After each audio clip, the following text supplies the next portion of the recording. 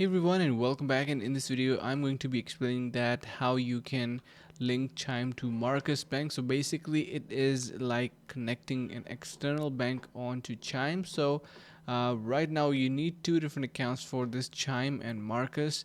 Make sure that you are both signed into platforms and have your accounts ready. So you can see in the transfer money tab, you should be able to see it in move section in Chime if you simply create an account on it.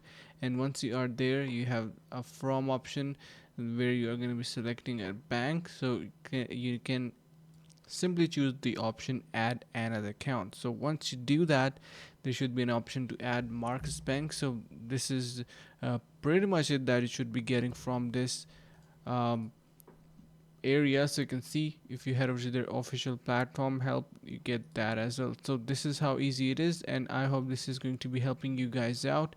So make sure to subscribe, and if you still cannot find this, you can simply call them as well locally and get your help ready. They have their community and um, application as well for your help. So I hope this helps. See you in the next video.